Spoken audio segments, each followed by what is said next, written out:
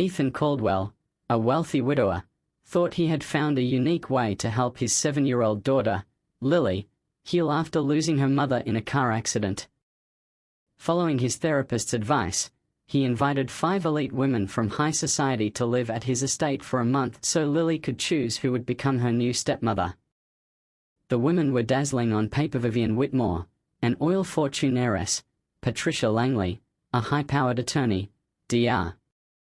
Clarissa Vale, a dermatologist to the elite; Eleanor Preston, an award-winning architect; and Miranda Sloan, a luxury hotel magnate.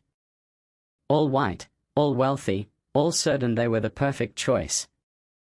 But from the moment they arrived, Lily gravitated towards someone they considered beneath them: Amara Johnson, the 28-year-old black cleaning woman who had only been at the estate for 3 months. Amara had a degree in education, but had taken domestic work to pay for her mother's cancer treatment. Her quiet warmth and patience had brought joy back into Lily's life, and that made the 5 women furious. They whispered about social hierarchy over champagne, certain no one could hear them. They told each other that Lily needed to understand her place and not be influenced by the help.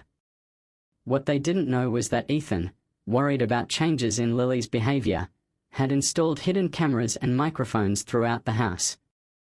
He heard every insult, every plan to push Amara out. Amara, however, didn't respond with anger.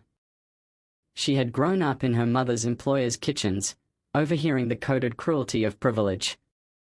She knew the best revenge came from patience. When the women tried to lure Lily away with expensive gifts and more sophisticated games, Lily would run back to Amara in the kitchen, where there were warm cookies and genuine affection.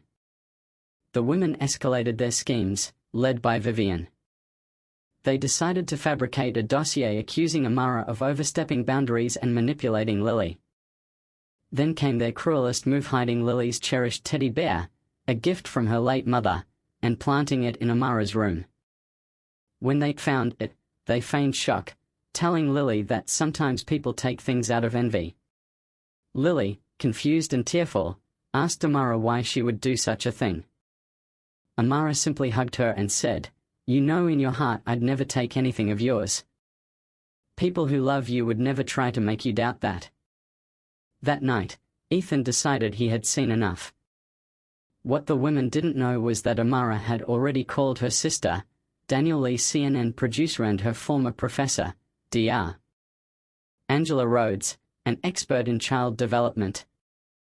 Danielle began digging into the women's backgrounds, while Ethan's private investigator, Marcus Bell, did the same.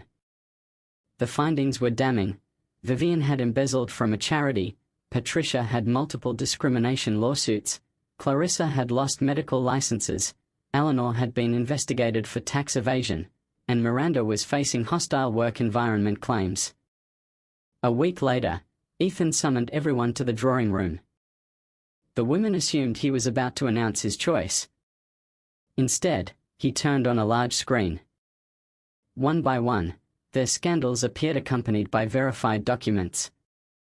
They stammered excuses, but then came the recordings, their own voices plotting to ruin Amara, mocking her, using Lily as a pawn. Dr. Rhodes presented her evaluation, stating that Amara's bond with Lily was essential to the child's recovery. Lily ran to Amara and clung to her. Ethan looked at the 5 women with cold disgust. "You came here to win my daughter's heart.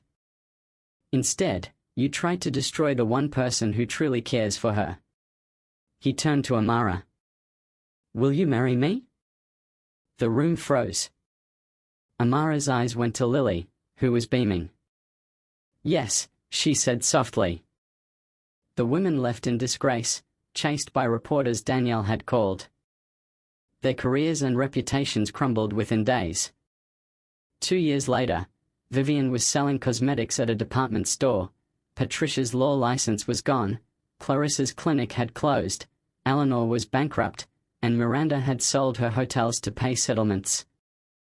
Meanwhile, Amara had finished her master's degree, run a thriving foundation for underprivileged children, and raised Lily, now fluent in 2 languages and mastering music with love and stability. When asked in a TV interview about the controversial marriage, Ethan smiled.